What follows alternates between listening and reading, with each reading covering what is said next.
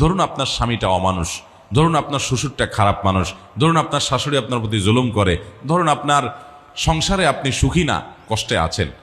তো এই জন্য আপনি হাহুতাশ করে, এর জন্য আপনি অস্থির হয়ে, এর জন্য আপনি নিজের সুখকে নষ্ট করে দিয়ে বেসবর হয়ে আপনার কোনো লাভ হবে না। আমার প্রিয় মা, প্রিয় বোন, আপনি বরং সবর করলে কি হবে জানেন?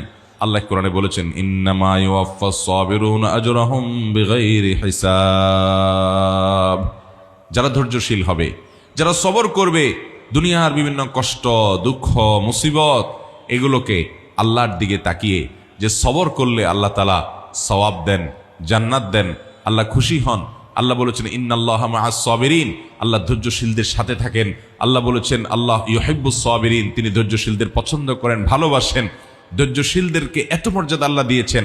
আল্লাহর কাছ থেকে সওয়াবের আশায় যারা একটু ধৈর্য ধারণ করে, সবর করে, হজম করে নেয়, ঢোক গিলে নেয়, নিয়ন্ত্রণ করে নেয়, মেনে নেয়, মানায় নেয় নিজেকে, এ মানুষগুলো তাদের সম্পর্কে আল্লাহ বলেছেন ইন্নামা ইউওয়াফফাস সাবিরুনা আজরাহুম বিগাইরি হিসাব। ধৈর্যশীলদের বিনিময় আল্লাহ রাব্বুল আলামিন হিসাব ছাড়া দিবেন। কোনো হিসাব করে আপনাদেরকে দিবেন না।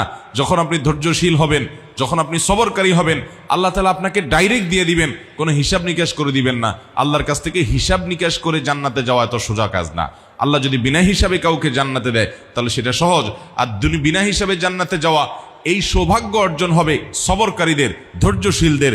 আমার প্রিয় মা ও বোন, আপনার স্বামীটা অমানুষ, আপনার প্রতি জুলুম করে, আপনাকে গালিগালাজ করে, আপনার বাপমা তুলে কথা বলে, আপনাকে কষ্ট দেয়, আপনার বাপমার দিকে তাকায় না, শুধু নিজেরটাই বুঝে জুলুম অবিচার করে, হয়তো পরকিয়া করে, হয়তো সে অমানুষ, হয়তো সে খারাপ মানুষ, হয়তো সে আপনার কোনো হক আদায় করে না, হয়তো সে বন্ধু-বান্ধব নিয়ে আড্ডা মারে, হয়তো সে সংসারের দিকে তাকায় না, হয়তো তার আরো অনেক দোষ আছে, হয়তো আপনার শ্বশুর বাড়িতে আপনার ননদ দ্বারা আপনি কষ্ট পান, আপনার দেবর জুলুম করে, আপনার শ্বশুর অত্যাচার করে, শাশুড়ি বকাঝকা করে, যৌতুকের জন্য চাপ দেয়, নানান কারণে আপনার মনে কষ্ট আছে।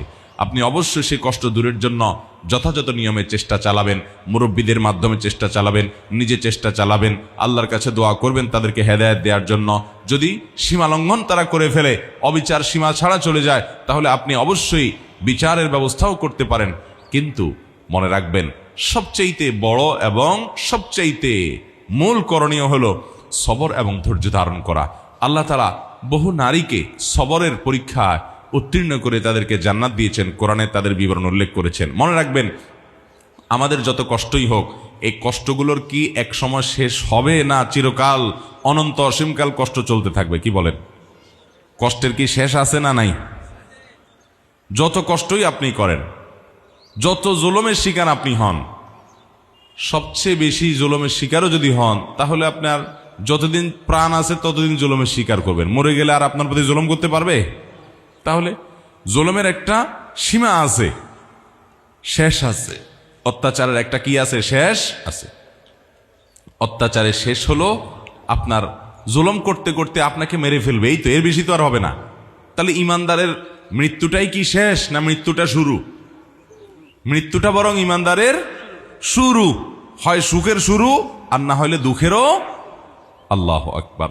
এই একটা কথা চিন্তা করলে সকল দুঃখী বোন আমার, সকল কষ্টে থাকা মায়েরা আমার, আপনাদের কষ্টগুলো সব দূর হয়ে যাবে। এই একটা কথা চিন্তা করলে যে ইমানদারের মৃত্যু মানে কাফেরের মৃত্যুর মতো না। কাফের যে আল্লাহর প্রতি বিশ্বাস নাই, যার আখিরাতে বিশ্বাস নাই, আখিরাতের প্রতি ঈমান নাই, ওই কপাল পোড়া তো মনে করে দুনিয়াতে যতদিন ফুর্তি করতে পারি এইটাই তো আমার অর্জন। হায় হায় রে, অর্জন ছাড়া যদি, সুখ ছাড়া, ভোগ করা ছাড়া দুনিয়ার জীবন চলে যায়, তাহলে তো আমি দুঃখী, কারণ আমার তো দুনিয়ার জীবন শেষ মানে সব শেষ। কিন্তু ইমানদার তো সেরকম না। ইমানদার তো হাতির মতো, বাঁচলেও লাখ, মরলেও লাখ। বরং ইমানদারের মৃত্যুর পর তার আসল জীবন শুরু হয়ে যাবে। দুনিয়ার সুখ সুখ না, আখিরাতের সুখের তুলনায়। দুনিয়ার দুঃখ দুঃখ নয়, আখিরাতের দুঃখ জাহান্নামের দুঃখের তুলনায়।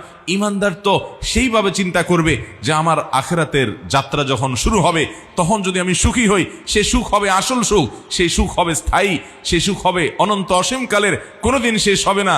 আর আল্লাহ না করুন যদি আমার মৃত্যুর পরে দুঃখী হতে হয়, জাহান্নামে যেতে হয়, তাহলে সেটা হবে দুনিয়ার সকল দুঃখের চাইতে সবচেয়ে কষ্টের এবং সবচেয়ে দুঃখের।